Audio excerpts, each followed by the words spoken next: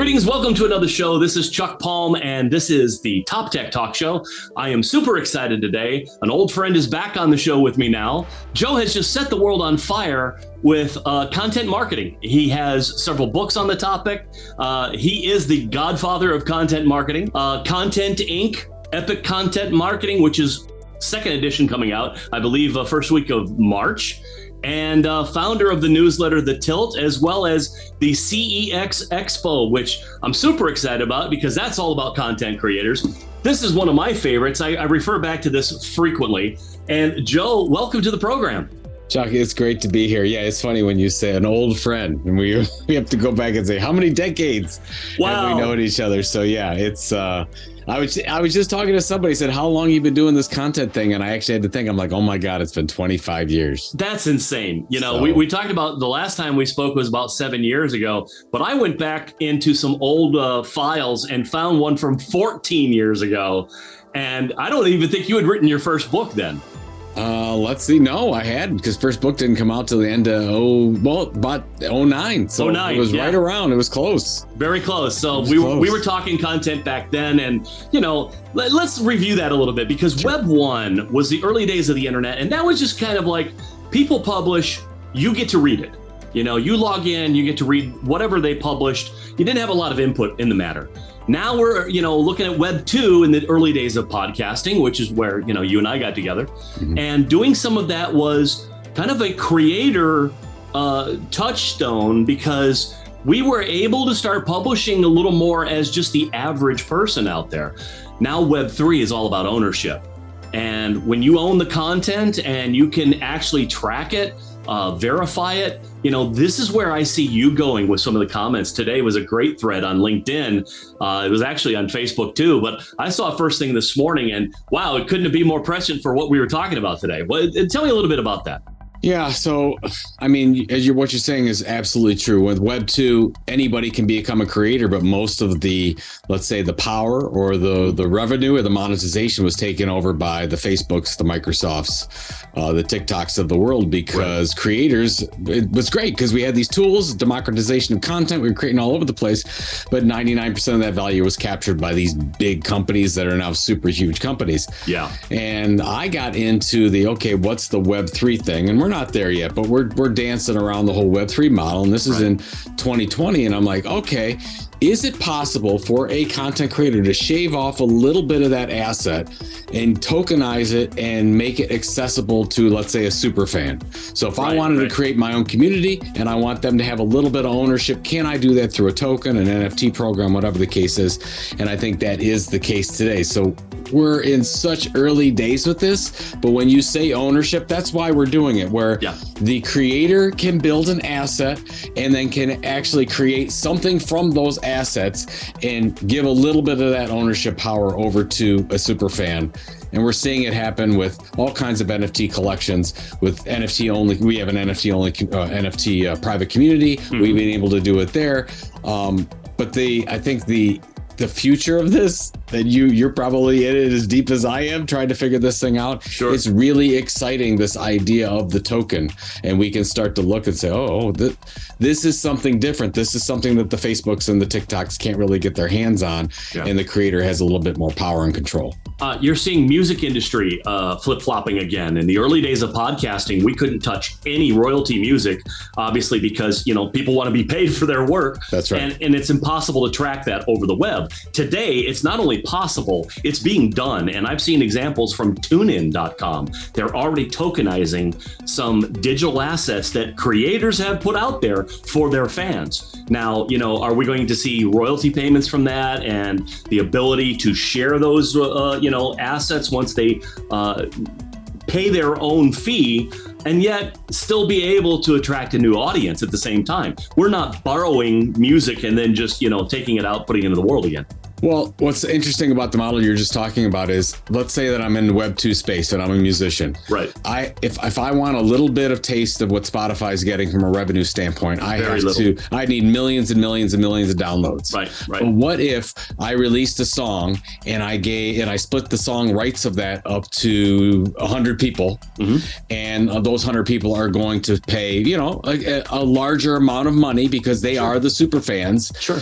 that could be a much better business model for the creator than just trying to say, oh, I need to spread it out everywhere and I need to give it away for free. Well, that's great. You could still use that to build your audience. But at the end of the day, you don't need 1 million fans or followers to monetize or to make a good living. You only need a few who are willing to say, look, I want to support this artist. I bring it up because it's a passion project for me as well. Music director for some other podcasts that we've had is actually my brother, who is a creator who does do Spotify, and his royalty checks are nothing, but he's getting 30,000 views. Or I should say streams in this case. That's something they track and they're able to quantify. So, it is what it is now. I think that's changing. Yeah. Think about that. Yeah. So that's 30,000. You're like, well, so what am I getting? That's not insignificant. Yeah. A couple bucks that Spotify is going to give you because after everybody takes a little bit of cut and whatever. But so there is, we learned it firsthand. So we have with our community, we have a NFT community called the Creator Economy Expo Never Ending Tickets. Mm-hmm. So we gave them a forever ticket to our event, but we also said, we're just for you 100 people. We're going to have a private community and you can stay in this community as long as you want. But if you don't feel like you have it anymore, or you don't want to be, or your goals change, you can sell it. Yeah. That's it. That's something you own. It's like in the past of memberships, if I have a membership to Blockbuster, they go out of business, it's done, right? In this case, you could take that membership and I can't if they want to sell it as the creator, I can't do anything about it. They own that. And they're in the rights business too, because when you talk about rights and digital assets, digital asset management was a huge thing. Hollywood writers actually went on strike when movies went digital because the DVD market was what it was, and they weren't getting a taste of that at all.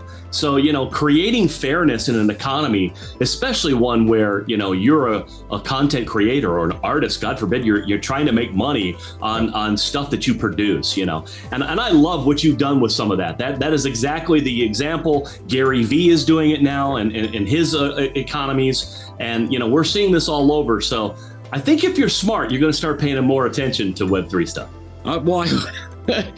It's what's great about anybody listening to this. This is like so early days. Like we're not even out of the dugout yet, trying to figure this thing out. So we're on the wagon trail, man. We're heading. Yeah, it's almost like it's almost like I was around. We were both around when the internet, email was first came out. I was like, oh my God, this is a major what a cool thing. Yeah, it's gonna kill the post office. It's so. But the business model is there where I don't have to get 1 million fans, and that's what I love about the creator economy as it is right now, because I think it's the best business model on the planet now, where truly you just have to have a phone. You have a smartphone.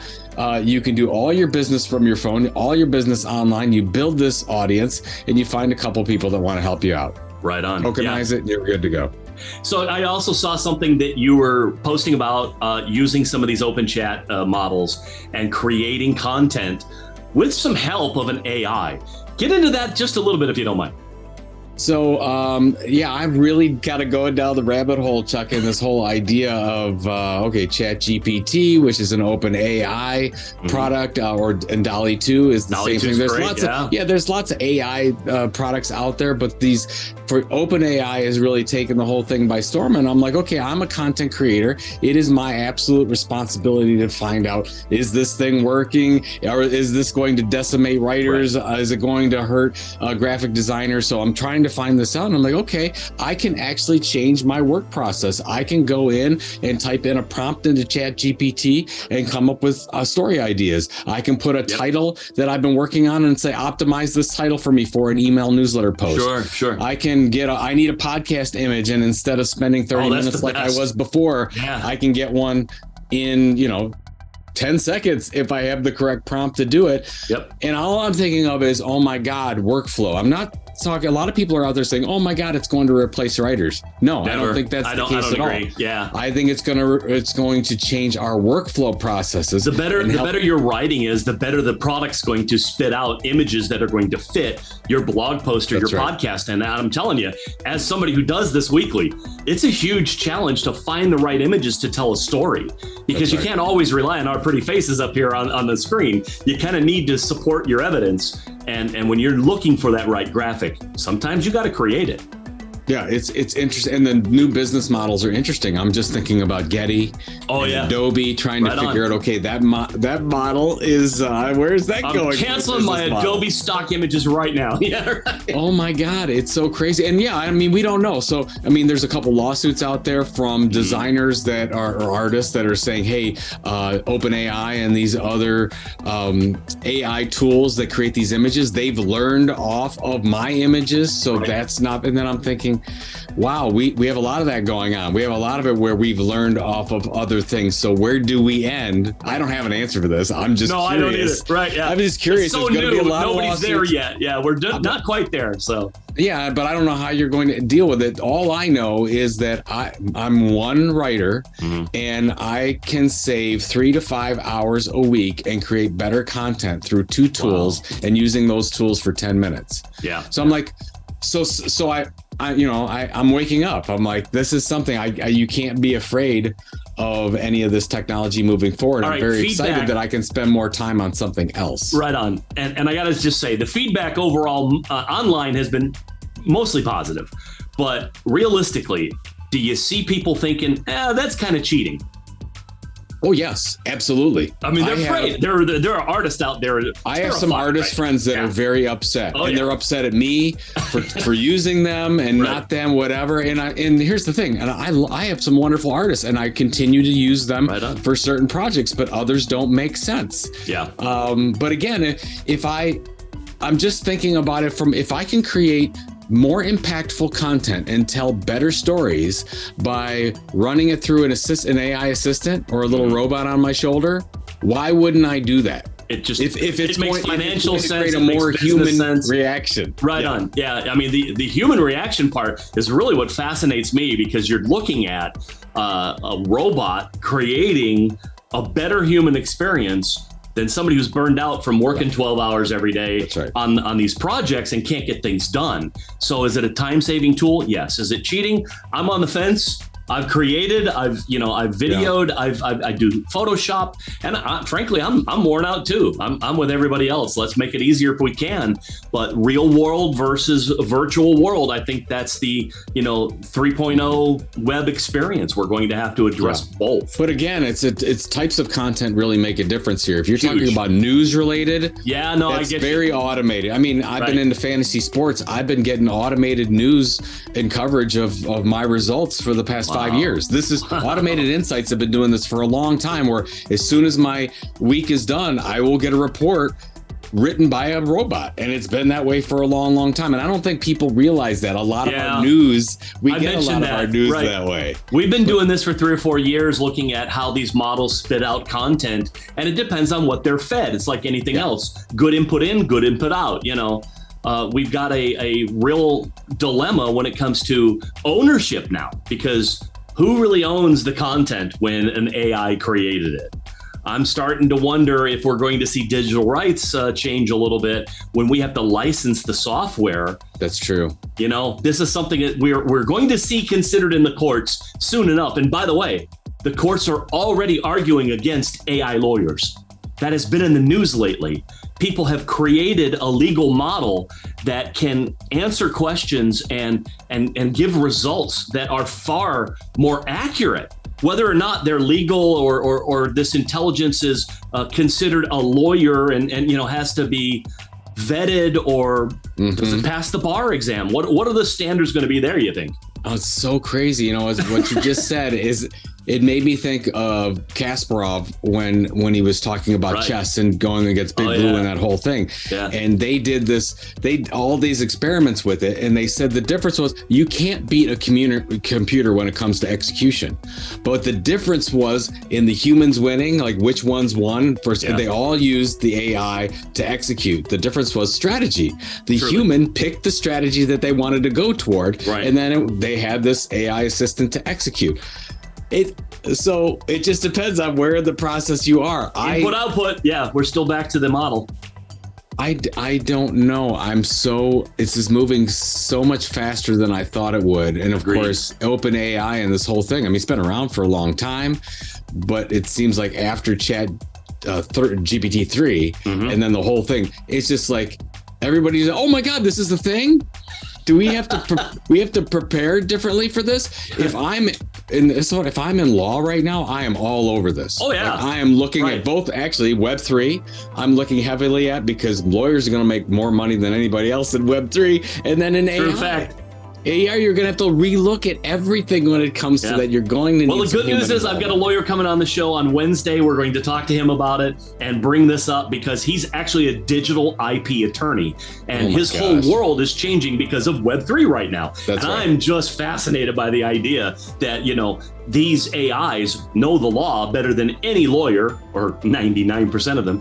How are we going to be able to argue cases? And especially, if you can't afford a really good lawyer, honestly, how many cases are lost just because you tried the case yourself or you had a really crappy lawyer, Or yeah, well, I mean, how many movies did we watch where they didn't know the precedent? You don't know the case and they're trying to help. If you just said this case, you can go ahead and move it on. Right. Well, computer, everyone has the same information deck we're working with then, if we all have this AI assistant. It's a fascinating world, man. And you and I are just, I see that little bit of gray snuck into your beard. Oh, it's coming. I don't want to bring it up, but how many years have we been doing this? Oh, but you know what? It's funny.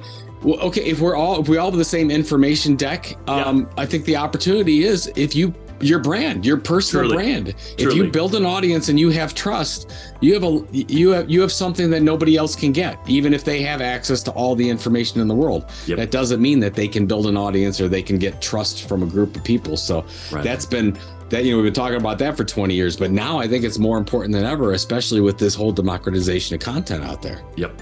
So, Joe, I just got to say, before we wrap things up, I really appreciate your time. And this has been a fascinating discussion.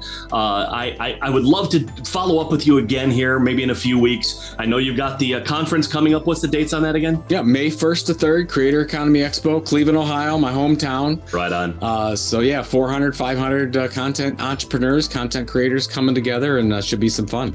Awesome stuff, man. I've pre-ordered your book. I'm looking forward to it. I've got one coming out on NFTs. You were kind enough, by the way, to leave a comment about the demystifying cryptocurrency. I've put that as my front and center Amazon review, brother. Thank you so much. Well, I love how you're going down the rabbit hole with this, because you're going way further than I could go. So this is fantastic. Thank you, Joe. Appreciate you being on the show. Everybody, Joe Pulizzi. We'll see you again, hopefully in the near future. Thanks, Joe. Thank you.